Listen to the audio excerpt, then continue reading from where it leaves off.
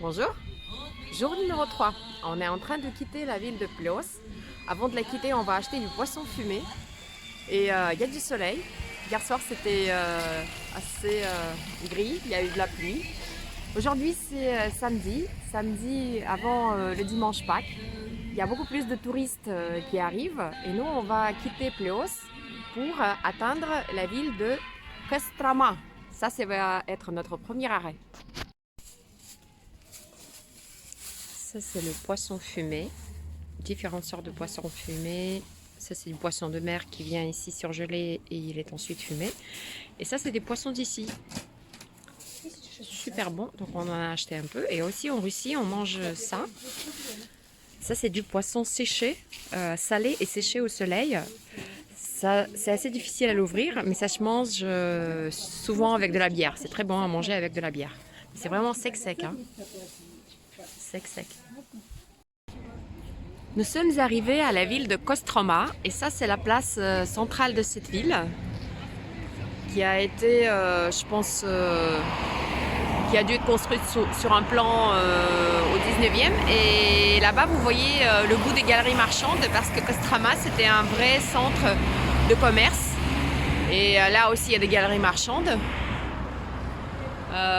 C'était le centre de production aussi des laitages et ça reste bon, on n'est pas un pays de fromage mais Kostroma pour les Russes c'est lié au fromage. Donc on va découvrir un petit peu ce qu'il y a à voir ici. Ça c'est un joli boulevard qui descend vers la Volga. On est d'ailleurs par rapport à Pleos, on a traversé la Volga, on est de l'autre côté.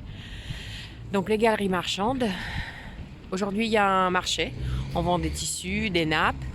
Et ça, c'est le monument qui a été installé ici au 19e siècle, encore avant la Révolution. C'est le monument à un paysan russe qui s'appelle Ivan Soussanine. Et pourquoi ce monument? C'est parce que, en fait, Ivan Soussanine, c'était un paysan qui a sauvé la Russie. Au XVIIe siècle, il y a eu un moment quand les Polonais, ils ont essayé de, on va dire, envahir la Russie. Et il a rencontré des troupes polonaises qui lui ont demandé de servir de guide pour qu'ils puissent atteindre la ville. Et ce qu'il a fait, c'est qu'il les a emmenés dans la forêt. Et en fait, cette armée, elle est perdue dans la forêt. Ils sont tous morts dans cette forêt. Bien évidemment, ils l'ont tué, donc lui, il a péri. Mais il a sauvé vraiment, et c'était des troupeaux très importants, des quantités de soldats qui étaient vraiment décisifs pour l'histoire de cette arrivée des Polonais en Russie. Et donc, Ivan Soussanine est devenu le héros du peuple russe. Je pense que ça doit être le premier paysan héros avant la Révolution. Là, je vous montre un peu les marchés. Donc des nappes, des couettes, beaucoup de lin, un peu n'importe quoi.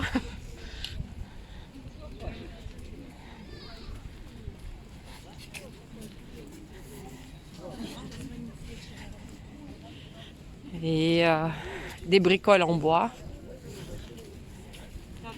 des trucs en métal, des jouets pour les enfants, des livres. Et on va avancer vers la place centrale.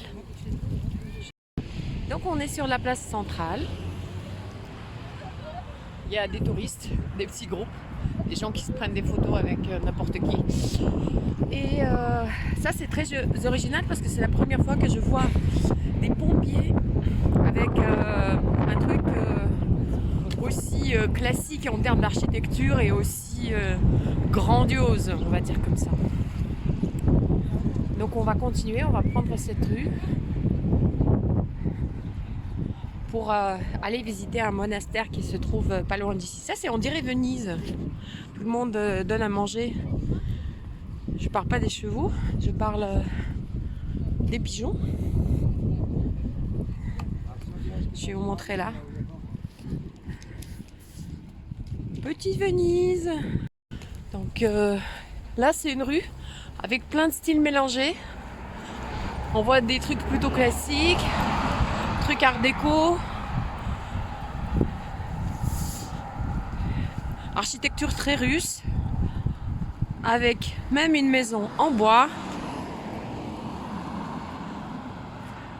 Et là, juste en face, classicisme soviétique. Je pense que ça doit être des années 50, je pense, 20e siècle. Bon, on continue notre chemin au monastère qui est là-bas. Donc on va s'approcher de ce beau monastère qui était le monastère de femmes et qui peut se visiter. Donc on va entrer pour visiter. Ce qu'il y a à l'intérieur, ça date des siècles différents puisqu'il a été plusieurs fois démoli, brûlé, reconstruit. Donc on va voir beaucoup de choses de différentes époques, je pense. Ce qui peut se visiter, vu que c'est un monastère qui fonctionne. Comme c'est un monastère qui fonctionne, malheureusement c'était interdit de filmer à l'intérieur, donc je vous ai fait juste la petite partie du couloir. Et on est dans la cour, on voit la cathédrale qui est immense à l'intérieur, très jolie. Ils se préparent pour leur service cette nuit qui va être le service de Pâques. Voilà.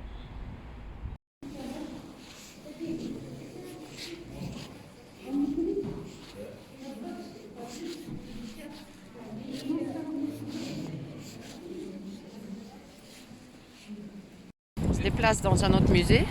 Là on a rencontré des enfants, des petites filles. Trop mignonnes je trouve. On continue de découvrir le mélange stylistique des rues de la ville de Kostroma. En gros, il y a des maisons qui sont bien entretenues, il y en a d'autres qui sont moins bien entretenues. Mais on aime bien, c'est une ville sympa. Je pense que cette ville, elle a bien du potentiel. Elle a beaucoup de potentiel touristique. Il y a déjà des touristes, bien évidemment, qui visitent. Regardez par exemple cette belle maison art déco, magnifique. Et à côté, on voit un immeuble très soviétique. Bon, il y a de tout, c'est bien mélangé ici. C'est bien mélangé.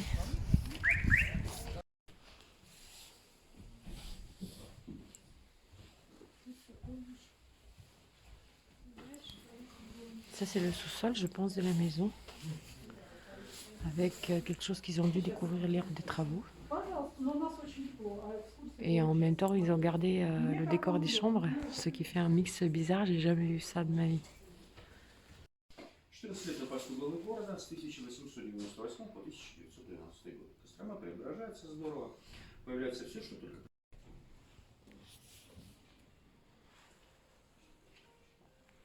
Franchement, ils ont tout gardé.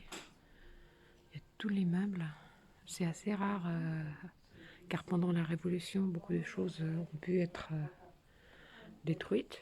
Alors, il y a un guide qui va nous expliquer comment ça s'est passé. J'espère qu'il va nous expliquer ça. Bon, sauf si c'est une collection qui a été rassemblée un peu plus tard, je vous dirai la suite. Là, pour l'instant, on est en train d'attendre. Богат был, много медицина осталась спонсирована. На пост главы города встав, зарплату стали начислять 3000 рублей в год. На наши деньги порядка 4,5 тысяч. Училище оставил клочок земли в 30 гектар.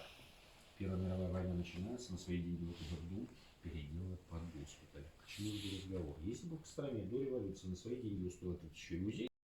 Donc en fait, on vient d'apprendre que ici, tout ça, c'est des intérieurs reconstitués, mais avec des objets très précieux de l'époque, des vrais objets de l'époque, comme par exemple ces gants en cuir blanc. Ça, c'est pour retirer les chaussures. Ça, c'est pour le chauffage. Bon, pas tout est d'origine dans ce coffre, mais en général, c'est vraiment très sympa. Très sympa. Des chapeaux.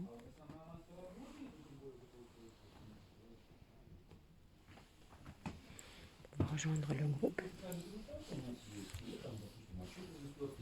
В 10-11 годах прошлого века и фамилию Геннадия Михайловича учетят тоже там мундир. Это копии документов об усыновлении сына. Ну,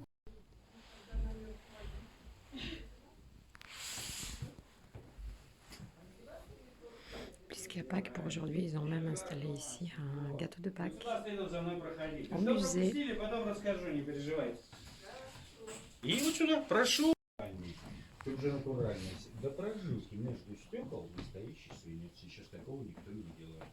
Внутри всех буфетов хранилась не только посуда, но и все съестное. А колечки-то для чего народ повесил? Может, кто знает. Два сверху кольца и два снизу висят. Надо подвесить. Чего? Après la visite de ce musée, très intéressant, donc on va revenir chercher la voiture pour essayer d'aller voir encore un monastère ici. Et entre-temps, on est rentré à l'intérieur des galeries marchandes qui étaient à côté pour découvrir ce qu'il y a à l'intérieur. Donc ce sont en fait des galeries dans des galeries. Comme le bâtiment extérieur il est carré, et il y avait plein de boutiques, plein de petits magasins. En plus de ça, ils ont construit à l'intérieur d'autres galeries. J'ai jamais vu ça dans d'autres galeries marchandes en Russie, ce type de construction. Peut-être que ça existe ailleurs, je ne connais pas. Mais en gros c'est ça. Et même à la fin de ce complexe, et ça fait en fait partie des galeries marchandes, ce qui prouve que les commerçants russes, à l'époque ils étaient très croyants et ils voulaient absolument que ceux qui font on va dire que le bon Dieu les aide dans tout le commerce. C'est pour ça qu'il y a aussi dans le complexe, et ça fait partie du complexe, une église qui a été édifiée au même moment, au moment de la création de ces galeries marchandes ici. Voilà. Donc on est arrivé de là-bas, de l'autre côté, et on se trouve en fait sur une île. C'est un monastère très connu en Russie parce qu'il a joué un rôle principal dans le fait que la dernière dynastie de tsars russes, la dynastie des Romanov, est arrivée. Je vais vous en dire plus un peu plus tard. Nous sommes rentrés par ici. Donc ça c'est les fortifications des murs. Et on va donc vous voyez les femmes, quand on rentre dans un monastère, il faut que la femme elle porte une jupe et qu'elle porte un foulard. Donc moi je suis déjà en jupe. Les touristes, donc ils peuvent, les femmes sont en pantalon, ils peuvent toujours dans la plupart des monastères ici utiliser cette technique et attacher une jupe sur le pantalon. Et donc ici, comme je vous ai dit, c'est le grand moment de l'histoire russe. Après toutes ces guerres, les guerres avec les Polonais et le moment quand la dynastie précédente en fait s'est arrêtée, que les nobles russes qui ont finalement pu gagner la guerre contre ces Polonais, c'était au XVIIe siècle, ils ont compris que l'État il a besoin d'une nouvelle famille royale. Et donc, ils ont fait des recherches, ils ont trouvé la famille qui pourrait, par son sang, par ses racines, pouvoir être appelée à gouverner le pays. C'est la famille des Romanov. Et c'est ici que ça s'est passé, sur le territoire de ce monastère, que le jeune Mikhail Romanov a été appelé à prendre le pouvoir. Et cette dynastie qui a régné jusqu'à la Révolution en Russie, ça s'est passé sur le territoire ici, dans le monastère Ipatievski, dans la ville de Kostroma. Voilà, donc on visite cet endroit magique.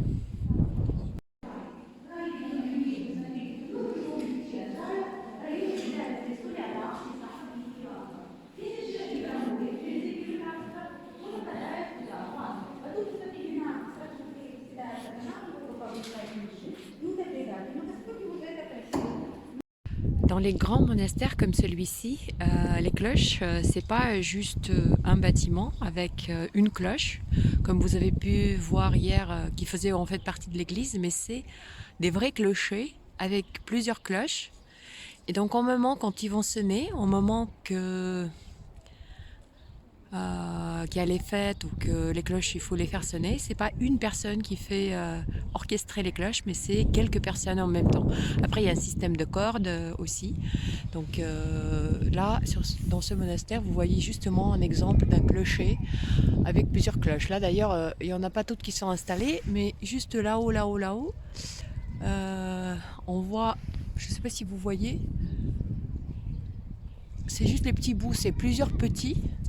Là, un peu plus grand, et la plus grande cloche qui est là-dedans.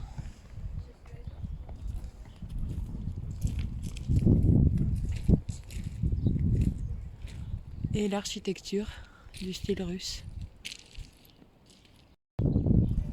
Et dans cette partie-là, qui est restaurée, les Romanov étaient accueillis. Ils ont séjourné ici avant cette cérémonie de demande de devenir la famille royale de la Russie. Je pense qu'on va bientôt terminer la visite. Malheureusement, je ne peux pas vous montrer beaucoup de choses à l'intérieur car c'est interdit, mais j'ai quand même pu filmer une petite partie de fresques dans la grande cathédrale pour vous montrer un peu l'esprit.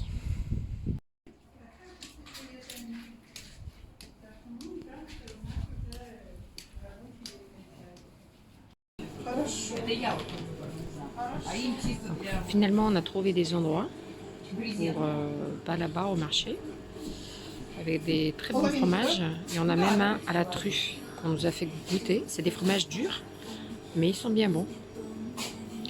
Ils vendent des fromages. Bon, c'est pas un énorme choix. Et des petites confitures avec. On est bien arrivé à Yaroslavl, qu'on va vous faire découvrir demain avec peut-être quelque chose d'autre. Comme vous voyez ici sur la rue piétonne, il y a un petit show de fireworks. On va aller manger, voir ce qui se passe. Et, je vous invite de nous suivre pour la journée de demain. Demain, ça va être la journée finale de notre voyage. Après, il faudra revenir. Donc à demain.